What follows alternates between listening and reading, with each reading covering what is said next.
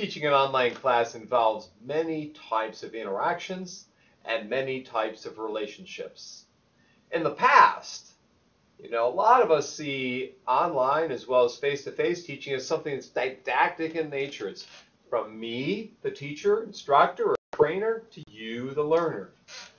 Online learning offers us a chance to rethink that kind of philosophy or framework and involve many other players and resources that we might not traditionally think about.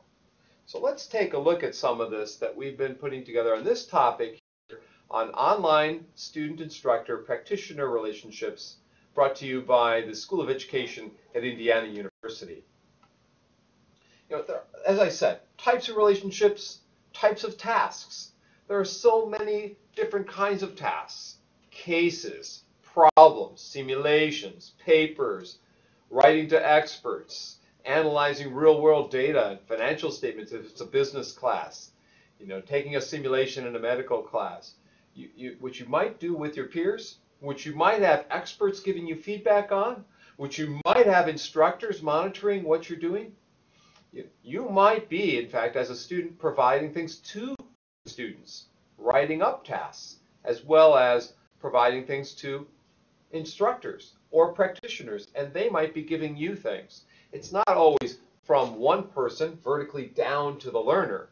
It's a little bit more co-equal, more horizontal in nature in terms of the types of ways of interacting. And so the interactions are many.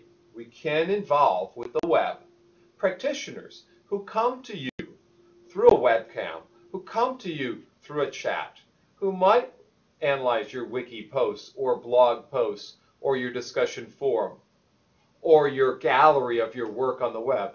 It might come from peers who give you feedback on your work as your critical friend or your email pal. It might come from a learner reflecting on his or her growth within an assignment or across the class. So the learner can analyze and give feedback. That could be the interaction. The content could tell you whether or not you got something correct or not. It could provide a stimulus, a response within the system. Good job, you're on the right track, you're going in the right direction. So think beyond the box. Open it up a little bit beyond instructor to student and student to instructor to what students can do with other students and with practitioners and with the funds of capital in your community. Could we have a Google group activity or a Yahoo group activity among a small team or the entire class or cross-class situations? Could we encourage students to provide feedback and maybe rely on one another for support structures within the class so they're not just relying on the instructors? Could the students be the instructor for a week, sign up to teach something? Could the students then in turn reflect on what happened within that activity? So you've got to, as an instructor, plan for these events. Think about how you might utilize those resources and structure things within the environment so as you're not the only one who's in and they're relying upon for their learning. The book is important. Ebooks are important. Peers are important. Experts are important. Portals are important. PowerPoints like this are important. Videos like this are important. How can we use Web 2.0 technology like Facebook to get students to interact with one another on the web, right? This is a natural social networking. I mean, we've got tens of millions of people, more than 100 million in the US now today in Facebook, or using MySpace, or LinkedIn, or some other networking tool, LinkedIn being more professional in nature. They might be using Ning, N-I-N-G, built by Mark Andreessen, who brought us Netscape, now brings us Ning. More than 1 million groups in Ning with threaded discussions, and you can have profiles, and you can have pictures, and you can have videos you post in your own page. You can create community within a Ning group. But it also fosters interaction among your students. You can use social bookmarking like in Digo and index websites that you find, or in Delicious, some social bookmarking websites. If you find interesting web resources, how about cataloging those resources, making them available for your peers within the class? Challenges, of course, are many when you try and build interaction, because we're not used to bringing in practitioners to your class or guests oftentimes to your class. But heck, At your fingertips, at your click of the keyboard, is thousands and thousands of websites and millions of people that you bring into your class as an expert or as someone who might provide information. There are other challenges. The challenge to a class online is the fact that courses oftentimes are created self-paced with no interaction. I do this, I do that. Oftentimes corporate online classes are that way. There's no interaction from anyone. And then people drop out like flies. They're not going to survive in that kind of a class situation. And if you built a class that way, you have to rethink it for interaction of other people, even if it's just learner self-interaction, even if it's just learner content interaction, you see.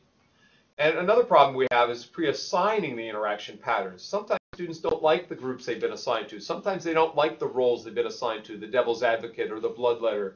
Sometimes they might not like the avatar. I once assigned a woman to be Jabba the Hutt.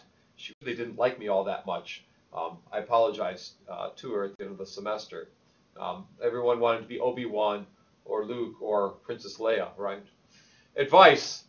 Get students to rely on each other and not just the instructor. You don't want the instructor to be the thesaurus. You don't want the instructor to be the encyclopedia or the memory bank or the syllabus. You can get beyond that. List people who possibly you can use, and once you use some people and bring in some practitioners and they're good, create a list, maintain a list of those guests. There are websites where you can get live people into your class. Some of these cost money, some are free. In practitioners, there's actually a new website for live happy iPhone practitioner directory where you can get people to make you happy and bring them into your class or whatever, psychologists out there. But my point is that there are so many ways to tap into people that can enliven and enrich your class and build new connections for your students. So diversify those interactions beyond the instructor, beyond even student-student, to other kinds of people, players, and resources. Create a learning environment approach to your class. Think about the big picture and what you're attempting to do. When you do that, it becomes less me to you and more of a playing field which is a smorgasbord of things you can pick and choose from. And that's the advantage of online learning. It's the advantage of having so much, but structuring it so that, you've got interaction. We've got a social constructivistic framework where students rely on each other for knowledge. It's the social activities that springboard internal cognitive mental functionings. We move from the social to the internal, intermental to intra psychological processing, and archive those things that worked so other students see what worked, what didn't work, and so forth. Maintain a list so you might reuse some kind of interaction in a future semester of a class or course offering. Assign reflection papers at the end of all this stuff that you tried to do to see if students picked up on the interactions that you were attempting within the class and the purpose and rationale for it. See if they've internalized some of that and what they've benefited from. Maybe you could change it in future semesters. There are many types of interactions today, many things that you can do to build student interaction and reflection on what's going on. Some of these things involve other people beyond your university or corporate training center or school or military setting, wherever you are at teaching today. They might involve other resources, portals. They might involve a combination of those people and portal resources. They might just involve utilizing the peers in the class. But think about each task that you assign and how you might foster reflection and interaction utilizing them. Student-student, student-instructor, student-practitioner, student content, student-self. Use them all. They're available for you. And have fun when you do.